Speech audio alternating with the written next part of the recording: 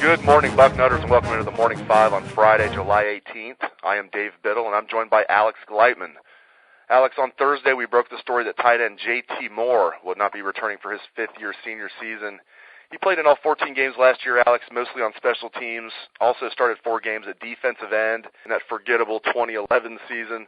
I had a chance to interview him a few times during his career, and even when he was being recruited. We're talking about a very classy, intelligent young man. The word we received from sources is he's already received a job in the investment world.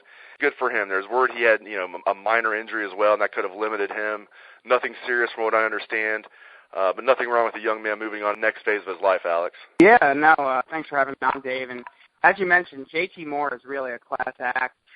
Everything from, when we covered his recruitment, I wasn't with Bucknuts at the time, but I covered his recruitment, and, he was a class act then, and all the way through his Ohio State career, been a class act, just put his head down and works hard and does what the coaches said, and maybe he didn't pan out to be the prospect that everyone hoped on the defensive line, but he provided much-needed depth at tight end last year and on special teams, playing in every game. So, definitely a kid you hate to see go out like this, but at the same time, maybe opportunity for someone like a Rashad Frazier or Jeff Green to maybe earn a scholarship this year. And, it seems like J.T. Moore's got a nice little job lined up in the investment world. So good for him, and we wish him the best of luck.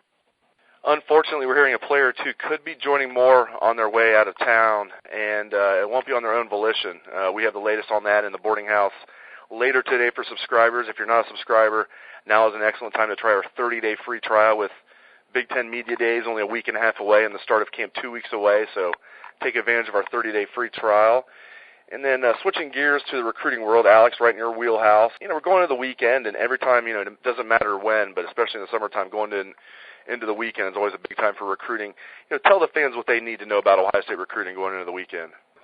Yeah, well, I think everyone's looking ahead to next week, which is Friday Night Lights in the Horseshoe. I'll be in attendance. Bill Kurlick will be there. Steve Wilfong will be there. Hopefully yourself, Dave, and maybe Dan and Steve Hellwagon will all come to bring Bucknutters the best coverage we have of that event. But this weekend there is a very big visitor on campus, a 2016 wide receiver, Nate Craig, a 24/7 composite 5-star prospect from the state of Florida, came up for the FBU camp in Dublin, which is taking place actually yesterday, today, and tomorrow. But he'll be up at Ohio State taking his first visit there. He's named the Buckeyes his leader, along with Auburn at the top. So I think this is really a big visit for Craig and the Buckeyes.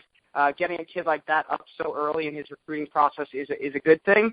I don't think this is the type of kid you want a commitment from this early, but I think building the foundation of a relationship and getting him even more interested in Ohio State than he already is going to be a big deal. So having him on campus as well as a couple other underclassmen like 2017 athlete Richard LeCount from down in Georgia, Raekwon McMillan's old high school teammate, and someone he calls kind of his younger brother, as well as Trayvon Mullins and Benjamin Victor, 2 elite prospects in the 2016 class from Coconut Creek, Florida, will be on campus as well. So big understated weekend for Ohio State in recruiting underclassmen this weekend, setting up Friday Night Lights next weekend. We'll have all the coverage for you on Bucknuts. And last thing, how many players do you think Ohio State's going to sign in the 2015 class? My prediction is 20. Go. I actually have 22. I think, as you mentioned today on the board, Dave, more attrition is coming. It happens every year, and I just think at the end of the day they're going to have enough room for about 20 to 22 guys. So I'll say 22 max, maybe 21 or 22 when it's all said and done. I love it. Stay tuned for Ask the Staff around 10 a.m. today for the listeners out there. Maybe some of you are just now listening to the show at 10 a.m., so Ask the Staff will be posted as you're listening to the show. But Alex will be in there, Bill Kurlick, myself, Dwayne Long, Dan Rubin, Steve Hellwagon, our whole cast of characters, Matt Baxendale, everyone will be in there answering your questions on Ohio State football, dating advice, anything that we can give you. We'll be helping you out and Ask the Staff at 10 a.m. later today for subscribers. And again, if you're not a subscriber, now's a great time to try our 30-day free trial. Thanks to Alex Gleitman. Thank you for listening to the Bucknuts Morning 5. Take it away, best damn band in the land.